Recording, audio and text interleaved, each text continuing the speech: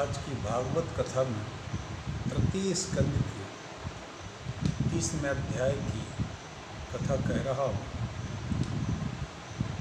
देह गेह में आसक्त पुरुषों की अधोगति का वर्णन।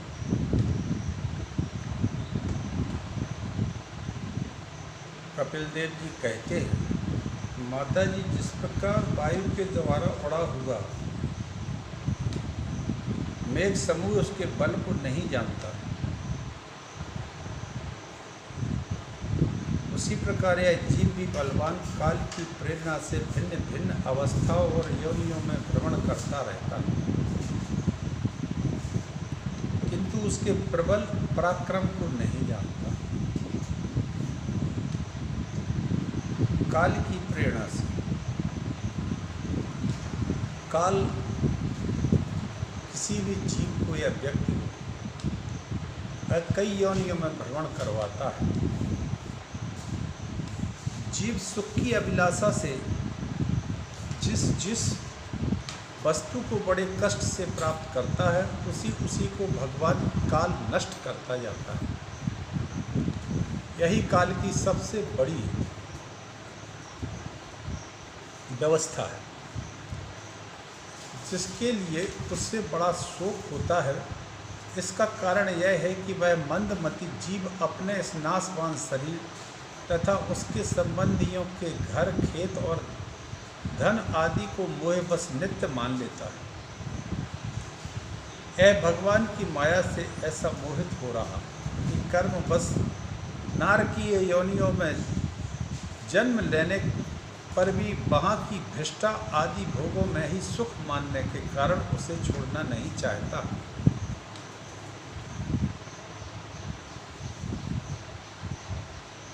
इसके पालन पोषण की चिंता से इसके संपूर्ण अंग जलते रहते हैं, तथापि दुर्वासनाओं से दूषित हृदय होने के कारण यह मूढ़ निरंतर इन्हीं के लिए तरह तरह के पाप करता रहता है। प्रत्येक व्यक्ति अपने जीवन में अपनी भौतिक सुख सुविधाओं के जुटाने के लिए कई तरह के कर्म करता है। उल्टा स्त्रियों के द्वारा एकांत में संभोग आदि के समय प्रदर्शित किए हुए कपटपूर्ण प्रेम में एवं बालकों की मीठी मीठी बातों में मन और इंद्रियों के फंस जाने से गृहस्थ पुरुष घर के दुख प्रधान कपटपूर्ण कर्मों में लिप्त हो जाते हैं। उस समय बहुत सावधानी करने पर यदि उसे किसी दुख का प्रतिकार करने में सफलता मिल जाती है तो उसे ही वह सुख मान लेता है। जहाँ तहाँ से भयंकर हिंसा वृत्ति के द्वारा धन संचय कर ऐसे लोगों का पोषण करता है जिनके पोषण से वो नरक में जाता है। स्वयं तो उनके खाने पीने से बचे हुए अन्न को खाकर ही रहता है और बार बार प्रयत्न करने पर भी जब इसकी कोई जीविका नहीं चलती तो यह लोभवश अधीर हो जाने से दूसरे के धन की इच्छा करने लगता है, यानी कि एक भ्रष्ट आचरण करने लगता है। जब मंद भाग्य के कारण इसका कोई प्रयत्न ही नहीं चलता तो यह मंद बुद्धि धनहीन होकर कुटुंब के भरण पोषण में असमर्थ हो जाता है। तब अत्यंत दीन और चिंतातुर होकर लंबी लंबी सांसें छोड़ने लगता है। तब स्त्री पुत्र आदि इसका पहले के समान फिर आदर नहीं करते। आदर का एक करें, जैसे कृपण किसान बूढ़े बैल की उपेक्षा करते थे, फिर भी इससे वैराग्य नहीं होता। जिन्हें उसने स्वयं पाला था वे ही अब उसका पालन करते हैं। वृद्धावस्था के कारण इसका रूप बिगड़ जाता है और शरीर रोगी हो जाता है। अग्नि मंद पड़ जाती है, भोजन और पुरुषार्थ दोनों ही कम हो जाते हैं।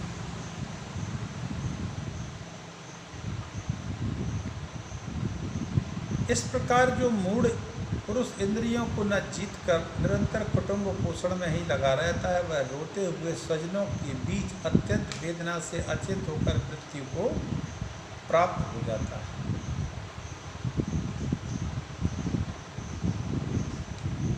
मनुष्य अपने कुटुंब का पेट पालने में जो अन्याय करता है, उसका दैव विहित कुफल वह नरकों में जाकर भोगता है। उस समय वह ऐसा व्याकुल होता है मानो उसका सर्वस्व लुट गया। जो पुरुष निरी पाप की कमाई से ही अपने परिवार का पालन करने में व्यस्त रहता है, वह अंधतामिस्त्र नरकों में जाता है, जो नरकों में चरम सीमा का कष्टप्रद स्थान है। मनुष्य जन्म लेने के पूर्व जितनी भी यातनाएं सूकर और कुकर यानी सुअर, कुत्ता इत्यादि जितने कष्ट हैं, उन सबको क्रम से भोग कर शुद्ध हो जाने पर वह फिर मनुष्य योनि में जन्म लेता है। मनुष्य योनि को प्राप्त हुए जीव की गति का वर्णन करते हुए भगवान कबीर जी कहते हैं, माता जी, जब जीव को मनुष्य शरीर में जन्म लेना होता है तो वह भगवान की प्रेरणा से अपने पूर्व कर्मों के अनुसार देह प्राप्ति के लिए पुरुष के वीर्य कण के द्वारा स्त्री के उदर में प्रवेश करता है और वहाँ वह एक रात्रि में स्त्री के रज में मिलकर एक रूप कलल बन जाता है। 5 रात्रि में बुद्ध हो जाता है। 10 दिन में बेर के समान कुछ कठिन सा हो जाता है। उसके बाद मांसपेशी अथवा अंडज प्राणियों में अंडे के रूप में परिणत हो जाता है। 1 महीने में सिर निकल आता है। 2 महीने में हाथ पैर अंगों का विभाग हो जाता है। 3 माह में नख, रोम, अस्थि, चर्म, स्त्री पुरुष के चिन्ह तथा अन्य छिद्र उत्पन्न हो जाते हैं।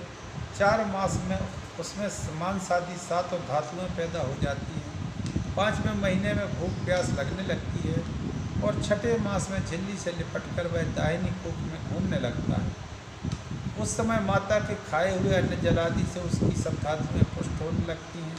वह कृमि आदि जंतुओं की उत्पत्ति स्थान उस जघन्य मलमूत्र के गड्ढे में पड़ा रहता।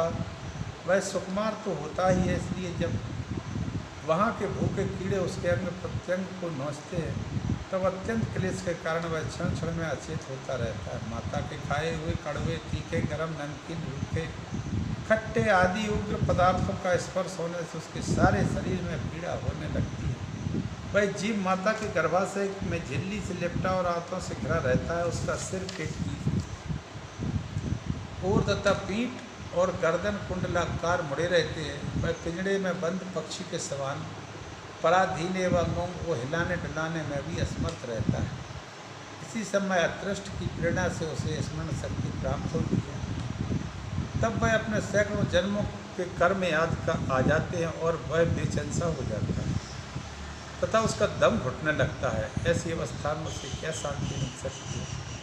7वां महीना आरंभ होने पर ज्ञान शक्ति का भी उन्मेष हो जाता है, परंतु प्रसूति वायु के चलायमान रहने के कारण वह उसी उदर में उत्पन्न हुए विष्ठा के कीड़े के समान एक स्थान पर नहीं रह सकता। तब सप्त धातु में स्थूल शरीर से बंधा हुआ वह देहात्मदर्शी जीव अत्यंत भयभीत होकर दीन वाणी से कृपा याचना करता हुआ हाथ जोड़कर प्रभु की स्तुति करता है जिसने उसे माता के गर्भ में डाला। जीव कहता है, हे प्रभु, मैं बड़ा अधम हूँ। भगवान ने मुझे इस प्रकार की गति दिखाई है, वह मेरे योग्य ही है। वे अपनी शरण में आए हुए इस नश्वर जगत की रक्षा के लिए ही अनेक प्रकार के रूप धारण करते हैं। अतः मैं भूतल पर विचरण करने वाले उन्हीं के निर्भय इस माता के उदर में देह, इंद्रिय और अंतःकरण रूपा माया का आश्रय कर पुण्य पाप रूपी कर्मों से आच्छादित रहने के कारण बद्ध की तरह वही मैं यहीं अपने संतप्त हृदय में प्रतीत होने वाले विशुद्ध उपाधि रहित अवकारी और अखंड भूत स्वरूप परमात्मा को नमस्कार करता हूँ। मैं वस्तुतः शरीर आदि में रहित असंग होने पर भी देखने में 5 भौतिक शरीर से संबद्ध हूँ और इसलिए इंद्रिय, गुण, शब्दादि विषय और चिदाभास रूप जान पड़ता हूँ।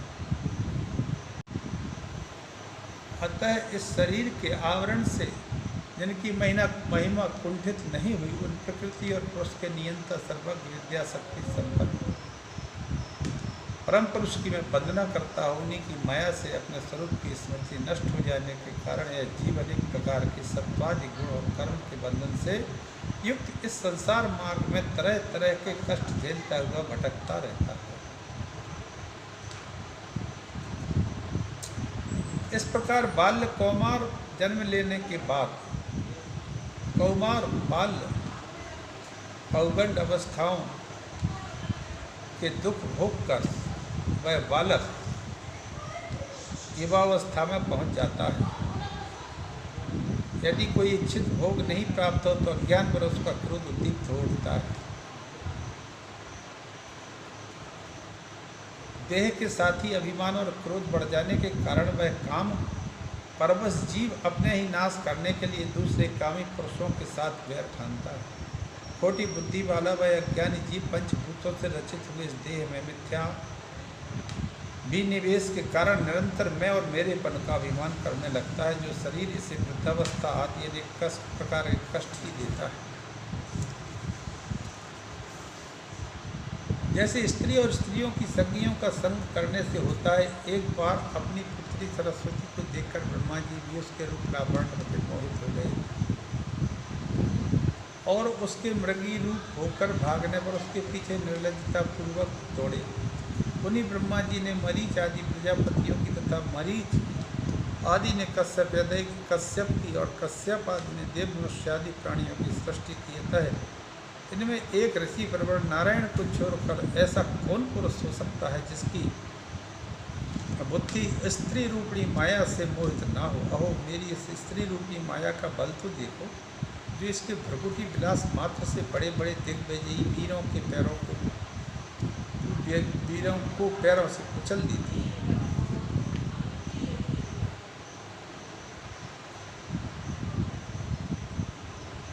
स्त्रियों में आसक्त रहने के कारण अंत समय में स्त्री का ही ध्यान रहने से जीव की स्त्री योनि प्राप्त हो जाती है। इस प्रकार स्त्री योनि को प्राप्त हुआ जीव पुरुष रूप में प्रतीत होने वाली मेरी इस माया को ही धन पुत्र और ग्रह आदि देने वाला अपना पति मानता रहता है। अतः मुमुक्षु पुरुषों को मरणादि के भय दीनता और अथवा मोह नहीं होना चाहिए। जैसे जीव स्वरूप को जानकर धैर्य पूर्वक निसंग भाव से चलना चाहिए तथा इस मायामय संसार में योग वैराग्य सम्यक ज्ञान वही शरीर को निक्षेप की भांति रखकर उसके प्रति अनासक्त रहते हुए विचरण करना चाहिए।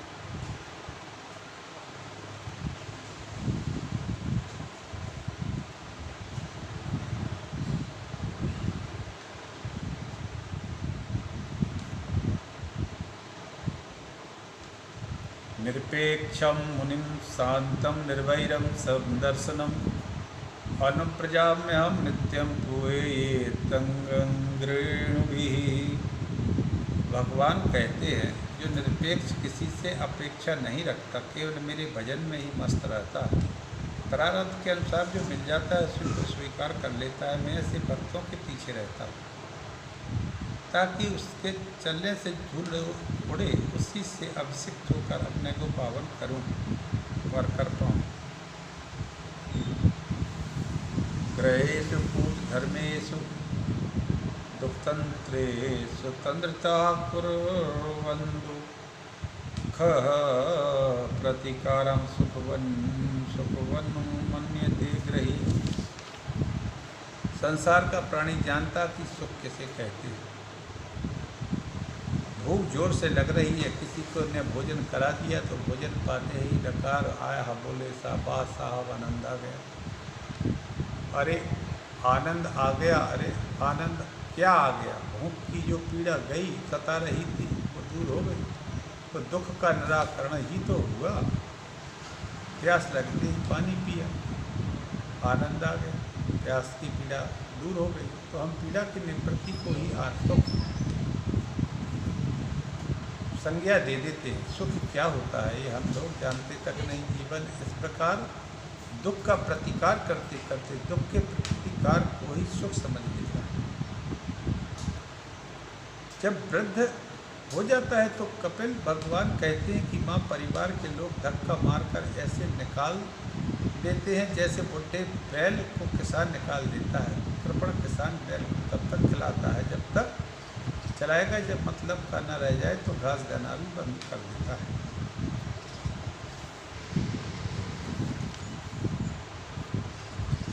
उमादारो योतिष्ठी नाई सबही न चावत राम गुसाई। एक भक्त भगवान से बड़ी सुंदर बात करता है, प्रभु आपके इस लीला मंच पर मैं आया, आपने ही मुझे भेजा, मैं भी आपके इस लीला मंच का एक पात्र हूँ। यदि आपको मेरा अभिनय पसंद आ गया तो इनाम दीजिए।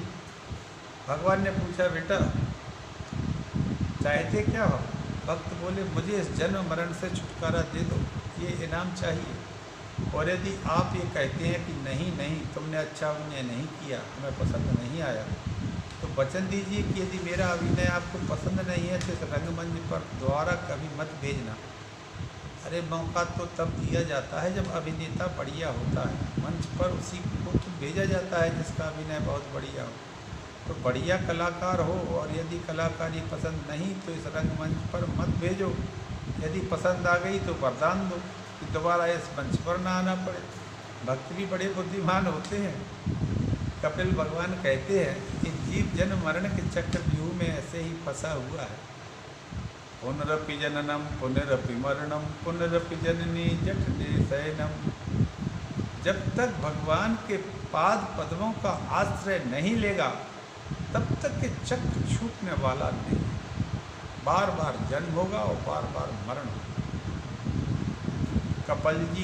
कपिल जी भगवान के पावन उपदेश से माँ देवहूति प्रसन्न हो गई और बोली, बेटा तेरे सारे उपदेश का तो सार मैंने एक ही निकाला है। अहो बत स्वपचो अतो गरीयान यज्वाग्रे वर्तते नाम तुभ्यम ते पुस्तपसे जुहवः ससनरार्या ब्रह्मानो दुर्नाम गृह्णन्ति ते। माता देवहूति कहती हैं कि कोई चंडाल भी हो पर वह भी भगवान के नाम का आश्रय लिए है, जिसकी वाणी में सतत भगवान का स्मरण होता रहता है, तो मेरे लिए तो वह चंडाल भी श्रेष्ठ है जो नाम का आश्रय लेकर अपनी ही कुटुंब का कल्याण करने में समर्थ हो जाएगा। दूसरी ओर भले ही कितना भी तपस्वी हो, तेजस्वी हो, ब्राह्मण ही क्यों ना हो, परंतु भगवत पादार बिंद से विमुख हो तो केवल ब्राह्मणत्व का अभिमान लिए बैठा रहेगा, तपस्या का अभिमान लिए बैठा रहेगा, कल्याण करने में समर्थ नहीं हो पाएगा। क्षेमं न विन्दन्ति विना यदर्पणं तस्मै सुभद्रश्रवसे नमो नमः। ऐसा कहकर के देवहूति ध्यान मग्न बैठ गई। माता देवहूति को प्रणाम करके कपिल भगवान चल पड़े। देवहूति माँ का देह तो प्रेम से पुलकित होकर पिघल गया और माता देवहूति जल रूप में परिणत हो गई।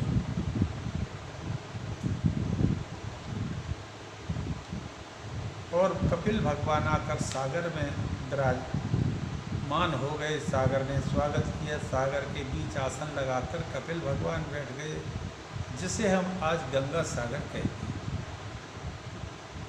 आज भी मकर संक्रांति पर्व पर सभी भक्त कपिल भगवान का दर्शन करने गंगा सागर जाते हैं। इस प्रकार से माँ देवहूति को श्रीमद् भागवत संहिता के 3 स्कंद में भगवान कपिल ने उपदेश दिया। नाम संकीर्तन ही कपिल भगवान के द्वारा अपने उपदेश का सार निरूपित किया। इसलिए हम भी सब मिलकर भगवान के नाम की नौका में बैठ जाएं और इस भाव सागर को सहजता से पार कर लें। तत्पश्चात इस पावन संहिता के 4th स्कंद में अब हम प्रवेश करेंगे। लकुट मुकुट परिराजित अपराजित है। लकुट मुकुट परिराजित अपराजित है। भ्राजित शिखर शिखंड जय जय कृष्ण हरे, जय जय कृष्ण हरे। श्री राधा कृष्ण हरे। वारण वरदर वारण, वारण वरदर वारण दर धारण हे। खलदारण भुजदंड जय जय कृष्ण हरे, खलदारण भुजदंड जय जय कृष्ण हरे, जय जय कृष्ण हरे। श्री राधा कृष्ण हरे। सकट बकी बक घातक हृत पातक हे, जन चातक घन पुंज जय जय कृष्ण हरे, जय जय कृष्ण हरे। राधा कृष्ण हरे। जननी स्तन कतरोदन मुनि मोदन हे, व्याधि विनोदन वीर जय जय कृष्ण हरे। श्री राधा कृष्ण हरे, श्री राधा कृष्ण हरे। नयन नलिन मदमारण गिरिधारण हे, नयन नलिन मद मारण गिरिधारण हे। रिपुदारण रणधीर जय जय कृष्ण हरे, जय जय कृष्ण हरे। श्री राधा कृष्ण हरे, जय जय कृष्ण हरे। राधा कृष्ण हरे, श्री राधा कृष्ण हरे, राधा कृष्ण हरे। जय जय जय कृष्ण हरे। सकल लोक संचालक पशुपालक हे, अद्भुत बाल कलील अद्भुत बाल कलील जय जय कृष्ण हरे। श्री राधा कृष्ण हरे, श्री राधा कृष्ण हरे, राधा कृष्ण हरे, जय जय कृष्ण हरे। लकुट मुकुट परिराजित अपिराजित हे, लकुट मुकुट परिराजित अपराजित हे। राजित शिखर शिखंड जय जय कृष्ण हरे, जय जय कृष्ण हरे। श्री राधा कृष्ण हरे, श्री राधा कृष्ण हरे, राधा कृष्ण हरे। श्री जय जय कृष्ण हरे, श्री माधव कृष्ण हरे, श्री राधा कृष्ण हरे, श्री राधा कृष्ण हरे। हरिओम तत्सत। कल चौथे स्कंद की कथा प्रारंभ करेंगे। सभी संतों को प्रणाम। संपूर्ण जगत में रहते परमात्मा के चरणों में मेरा जय जय श्री राम, जय श्री राम, जय श्री राम।